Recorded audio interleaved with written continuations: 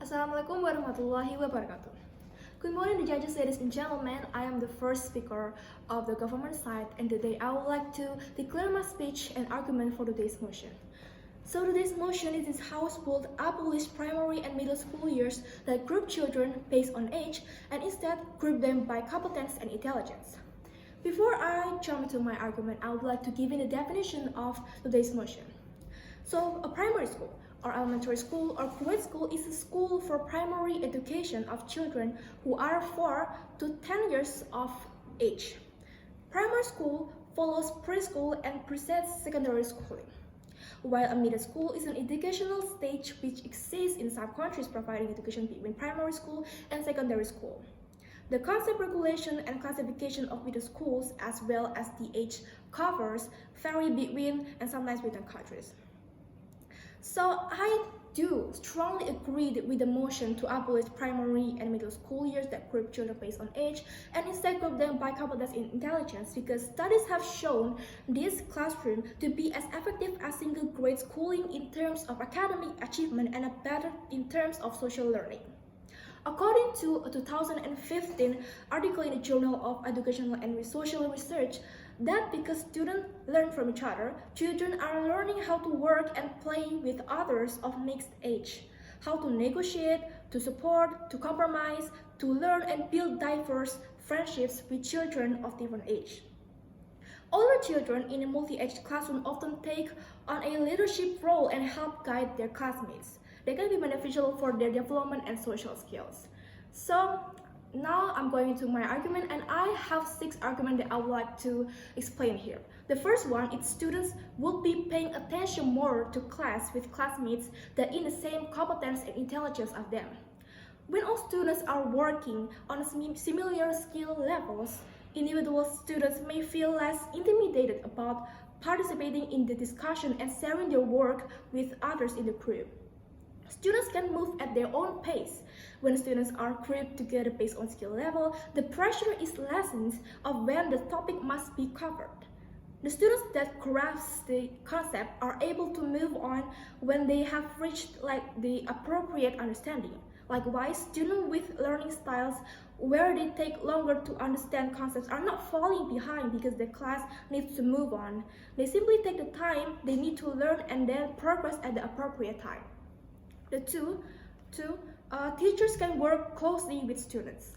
When students are grouped by ability, then collaborative work becomes important because this type of learning environment is heavily dependent on teamwork. While students are grouped together and learning from each other, the instructor can use the time to focus on learners who need more on one attention. Students can be challenged. Students who progress quickly through curriculum material, example like gifted students, can be appropriately challenged when they are being grouped with others in the ability group. This way, gifted students continue to be motivated throughout the academic year without having to lose momentum while other students are still catching up. The third one, the school based on age will affect a lot of ways, especially in the psychological aspect. Students who are not able to catch up the math, like what I said before, that is teachers in school and will get the low grade. And it can affect their mentality that they can catch up the math like their classmates do, or in some, they might also get bullied for being a low student. It's really going to affect them since it's school, because most school, if you can't go to the next grade, for example, if you are in 6th grade and you stuck there for like 2 years, you most likely to be dropped out by the school. And it's going to affect your psychological, your mentality and stuff. Like your neighbor will going to whisper and say like, oh, she being dropped out by the school because she has lowest grade there. And the fourth, social life. When they are in the same age as their classmates, means that they are in the same phase as their classmates, right? Like puberty and stuff. So when there's one student having this puberty, bad effect of puberty and stuff, and they join this bad circle of friends, the other students will likely to join and affected by them. While if the school are based on intelligence and competence, it will be more less likely for them to be affected. Negative sides of it, like if this school that based on intelligence and competence have this one student that is older than the other students, they can give a lesson to the younger one, so the older one can be mature and give lesson to the younger one. while the younger one can get provided by a lot of bad stuff. For instance, do you guys know school brawl? This thing is doing a lot by group of students, right? It can harm the students and also the people around the area of school brawl. So when this group of intelligent students, the older student can give lesson to the younger about the bad things of school brawl like that. So the younger one can get prevented by doing these things. The 5.1, grouping by age also going to affect the school reputation. In relation with that, parents of course going to look up to the school who have good reputation. And it's going to make parents easier to find good school if the school are based on intelligence and competence, because low students and naughty students, which usually happens because of the grouping by age system at school, affect the reputation of school itself. Like what I explained before about the school brawl. School brawl also going to affect the reputation of school.